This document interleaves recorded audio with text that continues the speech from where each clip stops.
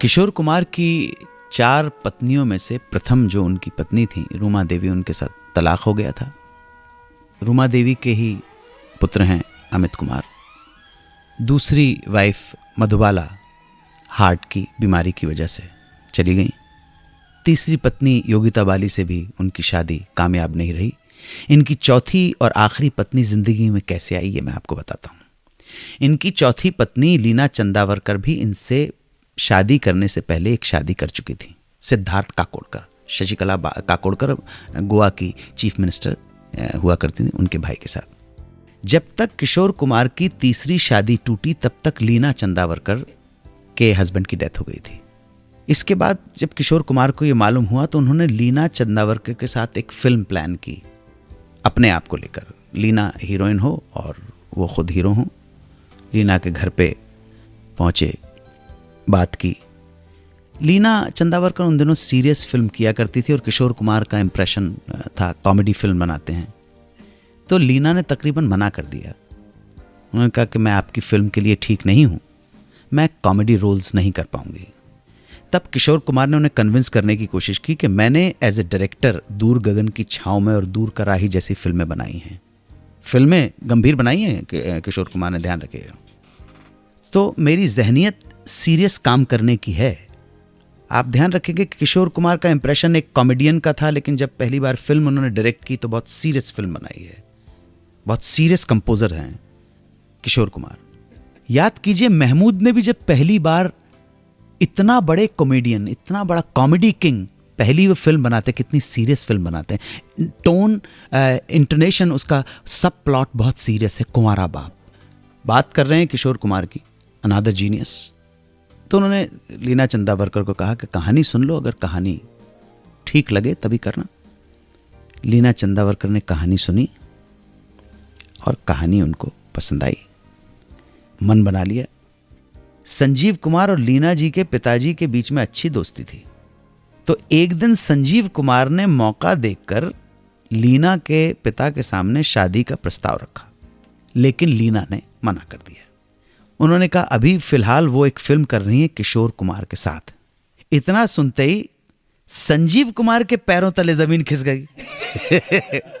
लीना ने जैसे ही कहा कि वो तो फिल्म कर रही किशोर कुमार के साथ, संजीव कुमार इनसिक्योर हो गए और संजीव ने लीना से कहा कि तुम किशोर के साथ फिल्म मत करना, क्योंकि मैं उसे अच्छी तरह से जानता हूं, वो किसी भी तरीके से अपनी फिल्म की हीरोइन को पटा के उसके साथ शादी कर लेता है। अच्छा साहब, अभी देखिए, उस वक्त लीना ने ये बात अनसुनी कर दी।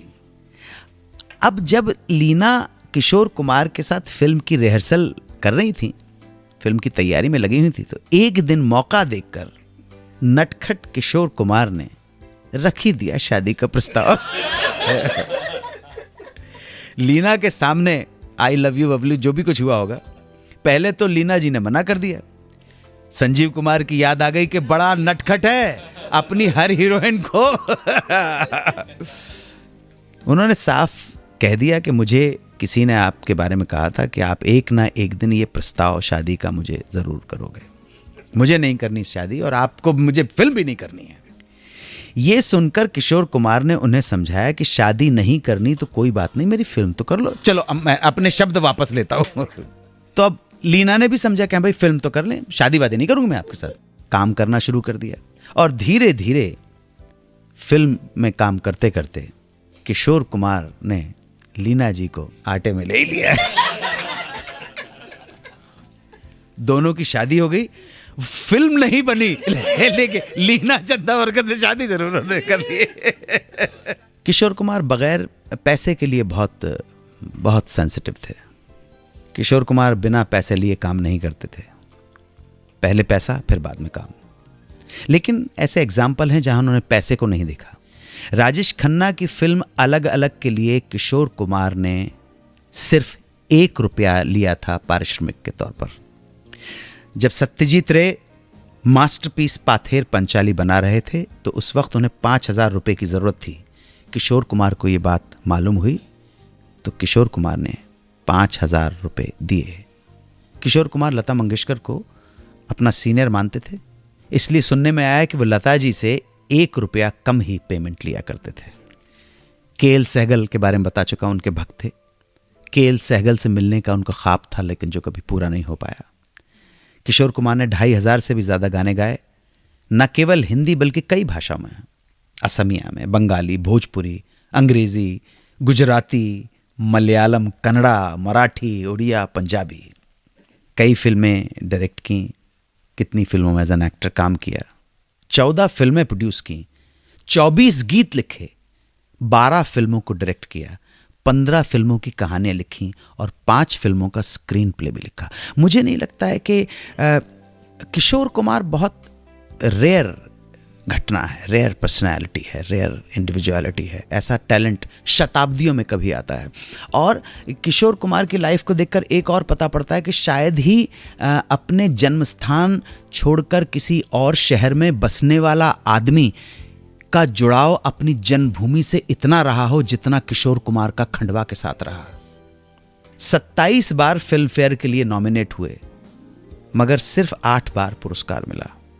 अफसोस, आयरनी, दुर्भाग्य, इतने महान कलाकार को आज तक किसी तरह का राष्ट्रीय सम्मान, नेशनल अवार्ड या पद्मश्री तक नहीं मिला है। डैनी डेंगजोंगपा बताते हैं कि 13 अक्टूबर 1987 को जब उनकी तबीयत खराब होने लगी तो उन्होंने उन्हें फ़ोन किया और बोले घर आ जाओ। डैनी बोले दादा क्रिकेट मैच देख रहा हूँ, मैच ख़त्म करते ही घर आ जाता हूँ। मैच ख़त्म हुआ, डैनी किशोर कुमार के बंगले पे पहुंचे, जो बंगला उन्होंने माँ के नाम पे रखा था, गौरी विला। तो उन्होंने देखा बप्पी लहरी और बहुत सारे लोगों की गाड़ियां वहां खड़ी हैं और पता लगा कि दादा नहीं रहे। उन्हें आज भी याद है कि सामने दादा चिरनिद्रा में सोए थे और थोड़ी ही दूर पर एक गाना चल रहा था, तेरी दुनिया से होके मजबूर चला, मैं बहुत दूर चला। किशोर कुमार संगीत प्रेमियों के दिल में हमेशा थे और हमेशा बने रहेंगे। श्रद्धा सुमन हमने अर्पित किए इस शो में। अगर आप हमसे संपर्क करना चाहते हैं तो SMS कीजिए, लिखिए बिग स्पेस दीजिए सुहाना सफ़र और लिख डालिए अपना मैसेज या सवाल और भेज दीजिए 55454 पर। आप हमारा ये शो बिग FM के ऑफिशियल YouTube चैनल पर भी सुन सकते हैं। फेसबुक पर मुझसे कांटेक्ट करने के लिए लाइक कीजिए मेरा ऑफिशियल फेसबुक पेज facebook/सुहाना सफर विद अन्नू कपूर। आभारी हूं आप सबका। Thank you very much for being with us. जय हिंद, वंदे मातरम। 92.7 बिग FM पर आप सुन रहे हैं रेडियो का number 1 show Suhana Safar with Annu Kapoor.